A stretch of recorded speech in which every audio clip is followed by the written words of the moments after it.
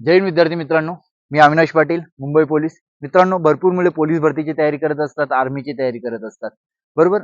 सर्व मुले मैदानाची चाचणीची तयारी करत असतातच. तर पण काही प्रॅक्टिस करायची म्हणूनच करत असतात. पण तुम्ही जर प्रत्येक गोष्ट व्यवस्थितपणे केली तर तुम्हाला कोणती अडचण येणार नाही. मला बोलायचं आहे, तुम्ही जेव्हा ग्राउंड केल्यानंतर तुम्ही कमीत कमी 15 ते 20 दिवसामध्ये पूर्ण बॉडी मसाज करणं गरजेचं आहे. बघा मित्रांनो, मी तुम्हाला पूर्ण माझा अनुभव शेअर करत आहे. मी जेव्हा पोलीस भरतीची तयारी करायचो, मी 15 ते 20 दिवसामध्ये बॉडी मसाज करायचो. डेली 15 ते 20 दिवसानंतर मी मसाज करायचो. जर तुम्ही पण हे असं राबवलं, 15 ते 20 दिवसामध्ये मसाज केलं, तर तुम्हाला त्याचा इफेक्ट 100% होणार. बघा, तुम्ही जर मसाज केली, तुमचा जो ब्लड सर्क्युलेशन असतो तो एकदम व्यवस्थितपणे होऊन जाणार.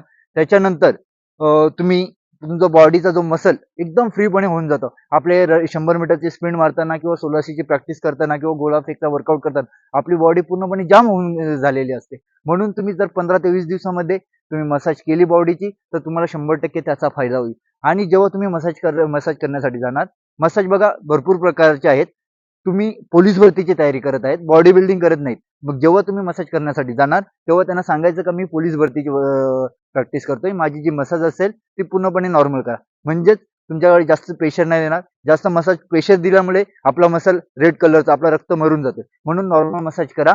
तुम्हाला त्याचा 100% फायदा होईल. तुमची बॉडी एकदम पूर्णपणे क्लिअर होऊन जाईल, बॉडी फ्री होऊन जाईल, तुमचा ब्लड सर्क्युलेशन व्यवस्थित होऊन जाईल. याचा फायदा तुम्हाला ग्राउंडसाठी 100% होईल.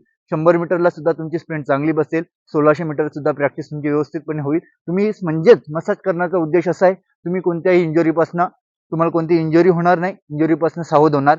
याचा तुम्हाला ग्राउंडसाठी फायदा होईल. कारण की भरती आता जवळ आलेली आहे. या महत्त्वाची काळजी घेणं म्हणजे आपल्याला कोणती इंजुरी झाली नाही पाहिजे. हेच मी मित्रांनो पूर्णपणे माझा जो अनुभव आहे तुमच्यापर्यंत शेअर करण्याचा प्रयत्न करतोच. म्हणजेच माझ्यामुळे जर तुमचा फायदा झाला तेवढंच आपल्यासाठी भाग्य आहे. एवढंच मी सांगतो. ही व्हिडिओ तुमच्या जी पण मित्र असतील त्या मित्रांना सर्वांना शेअर करा. त्यांना सुद्धा या व्हिडिओचा फायदा झाला पाहिजे. मित्रांनो, आपल्या व्हिडिओला लाईक नका करू, काही नका करू, चालेल. पण व्हिडिओ फक्त मित्रांपर्यंत शेअर करा. आपला एकच उद्देश आहे, आपल्या ग्रामीण भागातील सर्व मुलांचा फायदा झाला पाहिजे. चला मित्रांनो, आपण आपल्या पुढील व्हिडिओमध्ये भेटूया. जय हिंद.